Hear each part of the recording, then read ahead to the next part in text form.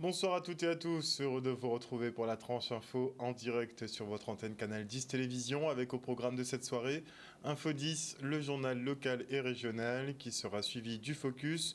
Ce soir on parlera de la nouvelle édition du festival Terre de Blues, ce sera après la coupure pub de 19, mais pour l'instant place au JT.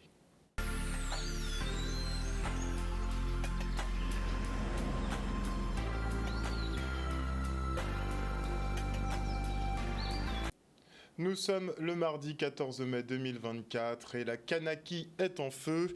De nombreux affrontements violents ont lieu depuis hier soir entre manifestants et forces de l'ordre. Des magasins sont pillés, des habitations incendiées et les gendarmes ciblés par des tirs. Notez que plus de 200 départs de feu ont été recensés. 82 personnes ont été interpellées par les forces de l'ordre au cours des 2 derniers jours et 54 gendarmes et policiers ont été blessés.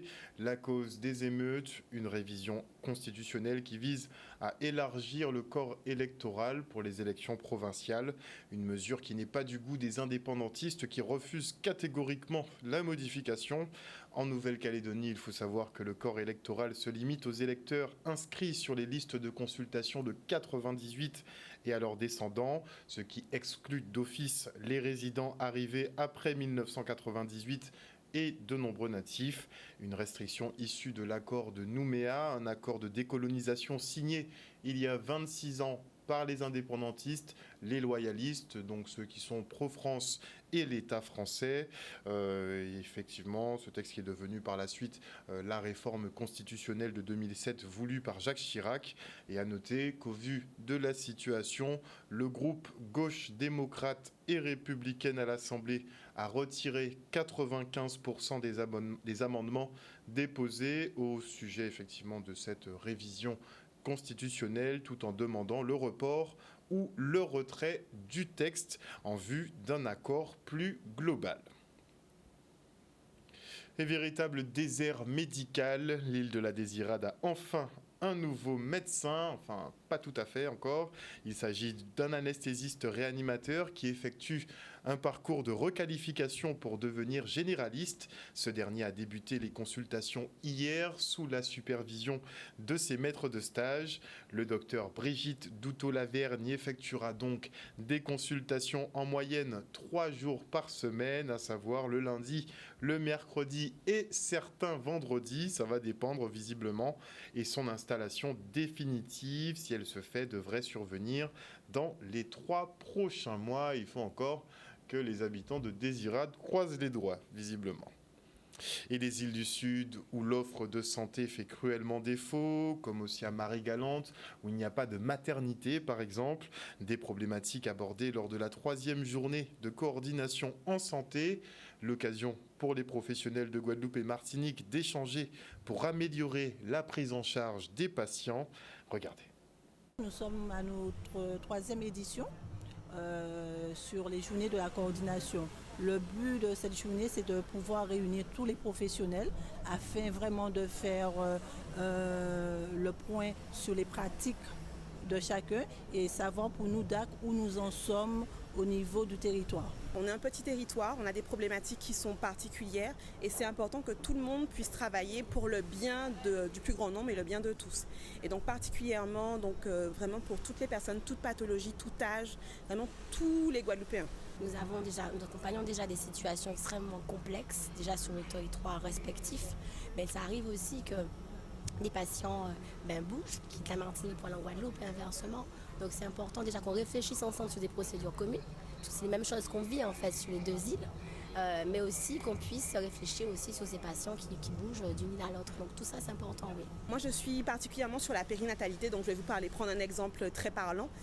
Depuis 2012, il n'y a plus de maternité à Marie-Galante. Ça veut dire que toutes les femmes qui sont enceintes à Marie-Galante, et effectivement celles aussi de la Désirade et des Saintes, lorsque vient le moment d'accoucher, il faut qu'elles arrivent en Guadeloupe. Et donc on est là pour sécuriser cette arrivée en Guadeloupe, pour les aider, les accompagner, leur permettre d'accoucher dans toute sécurité, parfois loin de leur famille pendant quelques semaines, puisqu'il faut organiser tout ça pour ces femmes-là. Et donc il est important qu'on se coordonne pour permettre à toutes les femmes de chez nous de bénéficier du meilleur pour leur accouchement. Il y a aussi les professionnels du social et du médico-social. Notre but aussi, c'est de faire connaître le DAC à ceux qui ne connaissent pas Et ceux qui ont déjà collaboré avec nous, il s'agit de faire aussi ces retours d'expérience et savoir ce que nous devons, nous, au niveau du DAC, améliorer ou bien aussi maintenir. L'IEDOM présentait aujourd'hui son rapport de la situation sociale et économique en Guadeloupe. Et si l'inflation qui perdure n'est pas une bonne affaire pour les consommateurs, elle met en tout cas du beurre dans les épinards des entreprises. L'activité de crédit, elle ralentit. La faute à des taux très élevés, surtout dans l'immobilier. Le tourisme, lui, se porte de mieux en mieux avec un trafic aérien en augmentation et des hébergements qui affichent de bons taux de remplissage. On fait le point. En 2023, l'activité économique a progressé par rapport à 2022. Ça, on peut le constater par rapport à notre indicateur du climat des affaires qui est sur un point haut, même s'il décélère sur la fin de l'année. Cet élément-là est conforté par le chiffre d'affaires des entreprises sur le territoire qui progresse de 6% sur l'année, quand bien même il faut noter un effet de l'inflation, où l'inflation a été de 4% environ en moyenne sur l'année. Donc ça a contribué à dynamiser le chiffre d'affaires des entreprises. L'activité de crédit, pour la première fois depuis très longtemps, se contracte. Structurellement, et même pendant la période Covid, l'activité de crédit, l'encours de crédit et les dépôts, progressaient. Là, en 2023, sous l'effet du resserrement des conditions d'octroi, sous l'effet de la hausse des taux, sous l'effet aussi de l'inflation, cet encours de crédit a diminué, porté notamment par la baisse de l'encours aux entreprises. On voit que l'encours des crédits à consommation des ménages progresse. Donc pour rappel, l'encours, c'est la résultante entre les nouveaux crédits qui ont été octroyés dans l'année, donc ce que les banques ont prêté aux ménages, moins ce que les ménages ont remboursé. Cet encours-là, il progresse matériellement, de plus de 100 millions d'euros. En revanche, l'encours de crédit immobilier, lui, diminue. Et ça, c'est un élément qui est extrêmement rare. L'activité touristique, elle redémarre. Elle est sur le trafic aérien, elle est proche du niveau de 2019 qui est l'année de référence. On est à 87% des flux de tourisme de 2019. Par contre, sur les nuitées déclarées aux hôtels et sur les nuitées Airbnb, là clairement, on est en progression donc par rapport à 2022 et même par rapport à 2019. Pour 2024, on a calculé déjà notre indicateur du climat des affaires qui reste sur un point. On reste sur la même dynamique que par rapport à la fin 2023. Ce dont on parlait lors de la conférence de presse, c'est qu'en 2023, il y a eu plus 33% d'appels d'offres publics qui ont été émis sur le marché en Guadeloupe. Et seulement 12% d'entre eux ont trouvé un attributaire. Donc, ce qui veut dire qu'il y a encore une réserve potentielle de marché public et de marché tout court pour les entreprises du territoire, indépendamment même des projets qui sont actuellement en cours. Et on parle toujours de cette inflation qui revoit les prix des produits à la hausse, mais qui n'induit pas d'augmentation des salaires, de quoi agacer les employés lors des négociations annuelles obligatoires, comme c'est le cas dans l'entreprise SOR. Ces derniers ont entamé un mouvement de grève pour réclamer de meilleures conditions de travail et une revalorisation de plus de 3%. Regardez. Aujourd'hui là, nous rassemblés devant la SOR, les piquets grève nous commençons par un NAO et depuis les deux qui pas abouti. OK? Aujourd'hui là, le directeur a fini arrivé, il dit nous que nous en protocole de désaccord. Et ça, nous avons parlé PV désaccord là, c'est pour un NAO. Mais ils savent quand même que depuis la dernière réunion nous tenions, c'était le 7. Depuis le 7, il n'y a pas qu'à répondre. Il est absent. D'accord? Donc, on pense quand même qu'à partir du PV de désaccord là, ils savent que nous en grève. Là, nous ne pouvons pas parler de NAO encore. OK? Ça nous demande très simple. Nous demandons, messieurs là, une augmentation, nous fiches de poste, nous avons fait travail, mais multitâches. Peut-être nous avons pété, nous ne pouvons pas encore. OK? Là, nous finissons, et moi averti avant tout que nous avons travaillé dans l'eau. OK? Et là, nous finissons, nous avons demandé une répartition des salariés, en qui contrats différents contrats DSP que nous avons et puis SMGAG. Nous sommes obligés de suivre le débrouillage que les camarades ont entamé là, parce que si nous regardons bien, le gouvernement nous licite dans la mesure que les revendications claires par rapport à ça que nous avons. Et ça, nous surtout comprendre que nous sommes des gens qui sont très bien payés, alors que nous n'avons pas quatre personnes qui côté nous qui smika. Parce que si y a un petit prime qu'on ajoute en l'air, ou à base de 1500, 1600 euros. Ça qui est honteux, nous gardons ça pendant un nombre d'années parce que nous avons estimé que nous étions trop fiers, qui fait que nous avons gardé ça, mais là ça arrive au niveau que nous ne pouvons pas garder encore. Demain matin, on va faire un contrat, on va prendre nous comme par hasard quand on a tel contrat, vous comprenez? Ça n'a pas fait. Il n'y a pas de qui accepter ça. Et nous avons posé une question, pour qui pas le remettre nous? On l'a qui contre nous, c'est ça seulement nous avons demandé, ok? Nous avons demandé une augmentation. Il est pas la même augmentation que Martinique. Donc on rappelle simplement que SOR, Antilles, Martinique, d'accord? Et dit, ça dépend de Guadeloupe, c'est Saint-Martin, Saint-Barth et Guadeloupe. On les bat nous 3%, même on y a qui Martinique, qui a un seul contrat qui restait à Jodla, il n'y a pas le contrat, ok? Qui n'y a à peine en fait de salariés, et nous avons représenté plus de 60 salariés. Est-ce que c'est logique? Bah, nous, même pourcentage qui est 3%. Ça, là, ce qu'ils ont, c'est pour l'inflation. Alors l'inflation n'a pas impacté nous. Alors l'inflation qui a impacté quel employeur, mais pas les salariés. Donc il n'y a pas qui pas tourner rond. Et qui dit travail dans ce pays dit payer des impôts. Alors pour ceux qui débutent dans la discipline, le Centre régional d'information jeunesse vous aide à comprendre comment remplir votre déclaration de revenus. Regardez. C'est un dispositif qui permet d'accompagner les jeunes pour leur déclaration d'impôt. On sait que c'est un véritable casse-tête pour les jeunes. Ils ont toujours peur pour la première déclaration, même lorsqu'ils ont fait la première déclaration. C'est aussi important pour les parents qui veulent faire qui veulent détacher leurs jeunes sur leurs impôts. Donc pour nous, c'est important parce que chaque année, c'est une opération qu'on reconduit pour permettre aux jeunes d'être tranquilles et aussi aux parents d'être tranquilles. Il y en a qui ont des difficultés, qui n'ont peut-être pas le matériel qu'il faut. Le service de la CUJ met à leur disposition des ordinateurs, donc au moins ils peuvent faire les déclarations en ligne et je les aide du mieux que je peux. Il y a quelqu'un de la DRFIP qui est présente, c'est la deuxième date aujourd'hui. On a une première date déjà, c'est la deuxième date. Et il y a quelqu'un de la DRFIP qui est présent pour justement accompagner et donner les bonnes informations pour ces personnes qui sont en quête justement d'informations et de la bonne information justement. Ils viennent avec les documents qu'ils ont, ils m'exposent un petit peu leur situation. Et en fonction des éléments qu'ils m'apportent, je vois si effectivement je peux créer les comptes fiscaux pour eux, de façon à ce qu'ils puissent faire leur déclaration en ligne. Les jeunes sont ravis justement, les jeunes et aussi les parents, comme je disais tout à l'heure, sont ravis de ce dispositif qui permet de faciliter et d'être serein par rapport à la déclaration d'impôt, déclaration de revenus plus précisément. Et à noter effectivement que la population imposable en France sur l'impôt sur le revenu est de 44% contre 26% ici en Guadeloupe. Et le bus de collecte de l'établissement français du sang a fait une halte à Jarry aujourd'hui, une nouvelle occasion de sensibiliser sur l'importance de donner et encore donner son sang. Regardez. Pour sauver des vies, tout simplement. Tous les éléments qu'on retrouve dans le sang ne peuvent pas être remplacés par des médicaments actuellement. Donc on a besoin des globules rouges, du plasma, des plaquettes, tout ça, ça sert à sauver des vies. Donc à partir d'un don, d'une poche de sang totale, on arrive à sauver plusieurs vies. Donc c'est très important de donner son sang. Parce que ça fait c'est pour sauver, hein, pas la planète, mais les gens qui en ont besoin. Et c'est la première fois, donc il y en a besoin. Tout le monde peut venir, il faut avoir entre 18 et 70 ans. La démarche, c'est qu'on arrive, on remplit un questionnaire qui permet de savoir si on est éligible ou pas à donner son sang. Donc on passe à l'enregistrement au niveau d'une secrétaire.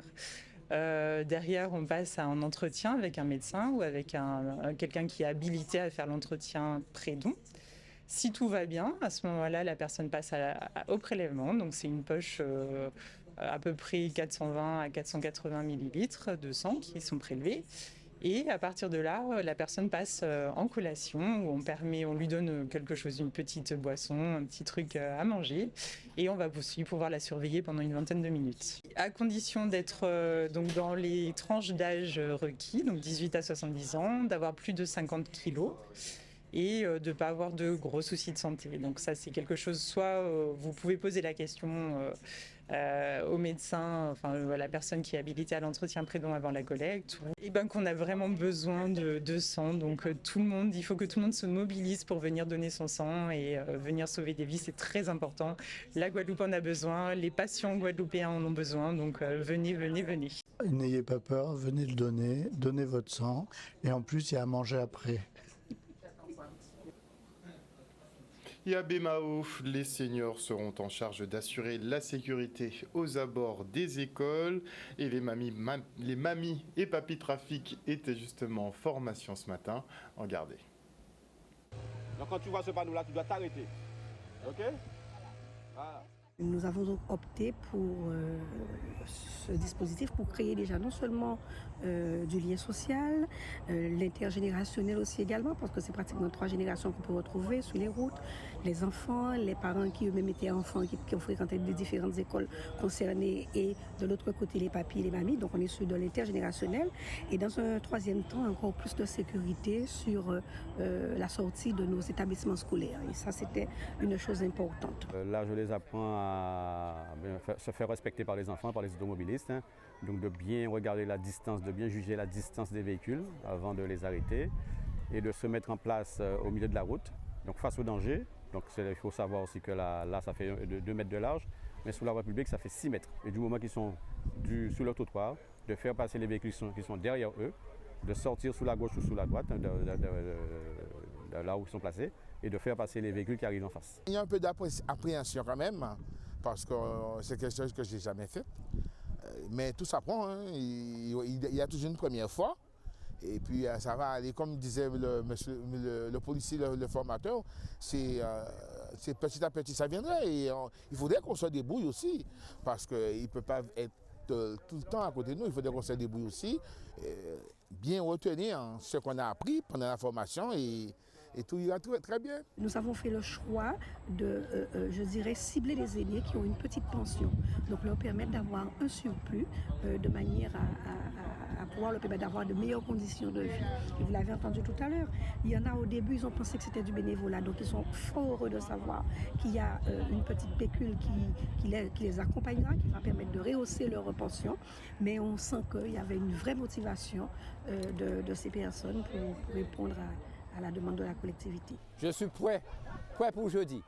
Et je profite là en ce moment pour remercier la maire de Bémao et ensuite le conseil municipal d'avoir pris cette initiative qui, je pense, sera suivie par d'autres communes. Ça permet aux retraités d'être toujours en contact avec la génération, d'être toujours, d'avoir un lien intergénérationnel, et aussi ça permet d'être utile à la commune, à la vie de la commune.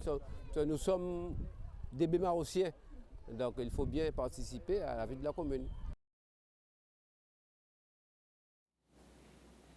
Et maintenant, je reçois Kervens Louis, étudiant en sciences politiques. Bonsoir Kervens. Bonsoir Monsieur Haroldis, comment allez-vous? Ça va très bien, merci, et toi? Merci, je suis très heureux d'être avec vous aujourd'hui. Alors, tu es en compagnie effectivement de Camille Boulan, une collaboratrice. Bonsoir Madame Boulan. Oui, bonsoir.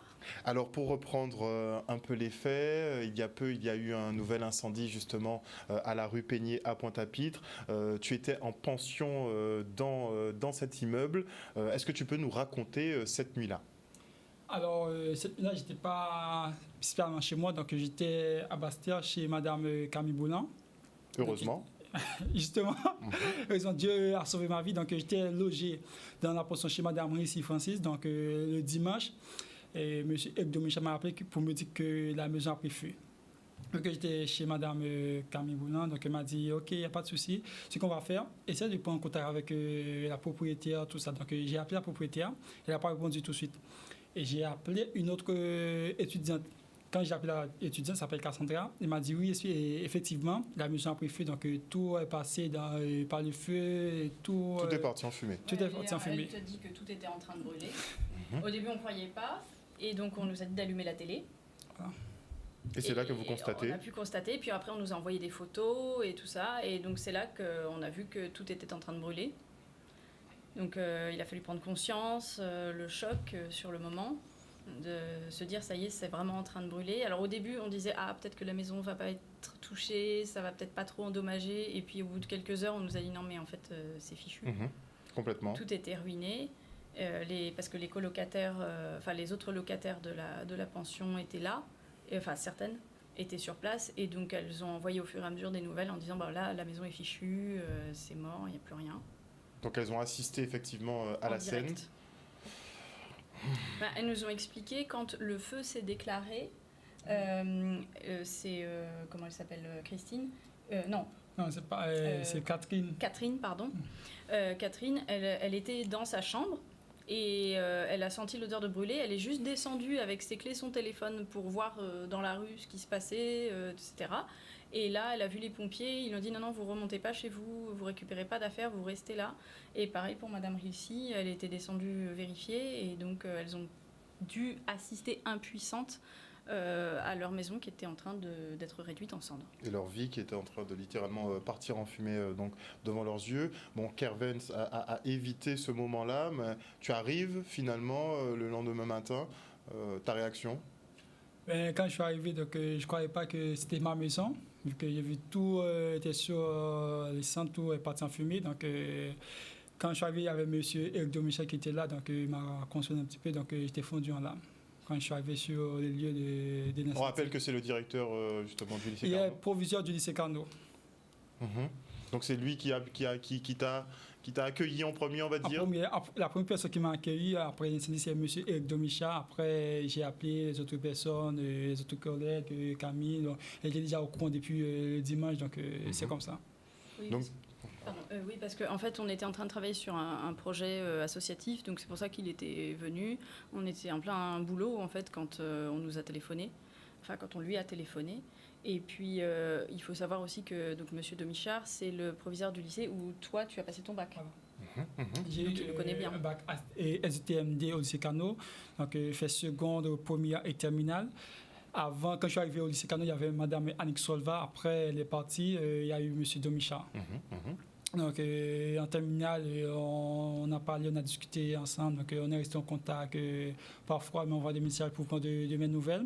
Et le jour de l'incendie, c'est la première personne qui m'a contacté pour m'informer que ma maison est en train de brûler. Alors, tu as tout perdu, comme effectivement les autres locataires. Il ne restait donc plus rien, effectivement. Donc, toute une vie à reconstruire. Monsieur Domichard, qui a pris les devants aussi, donc qui a organisé une cagnotte pour toi, carrément. Une bonne action de sa part. Ça a bien fonctionné, je crois. Est-ce qu'on peut encore donner ? Exactement. Si vous voulez, oui. Donc, vu qu'il y a une vie à reconstruire, donc il y a plein de choses. Donc, je dois organiser. Il y a plein de dépenses. Donc, je dois faire logement. Il y a des pièces donc je dois faire. Logement, vêtements, matériel, tout ça. Donc, effectivement, je prends le temps de remercier le peuple guadeloupéen qui m'ont aidé, qui m'ont soutenu pendant tout l'événement. Et jusqu'à maintenant, il y en a qui continuent à m'envoyer des messages. Spécialement, il y a Mme Berville, Mme Maître Chantal Beaubois. Et il y a la famille Nolin, qui est pas très loin de chez moi, qui sont des amis. Du coup, le dimanche, dès qu'ils ont su ça, parce que je les ai contactés, je leur ai dit, ah là là, il y a la maison de Kervens qui vient de brûler. Et donc, immédiatement, ils nous ont dit, passez, on va vous donner des trucs. Donc, la dame, tout de suite, elle est allée chercher des serviettes de toilette, un petit nécessaire basique qu'elle avait dans ses tiroirs. Comme ça, il a pu être dépanné tout de suite de quelques produits de base pour redémarrer un peu. En tout cas, vous ne le laissez pas tout seul. Hein. Non. Il est très, très entouré par plein de gens.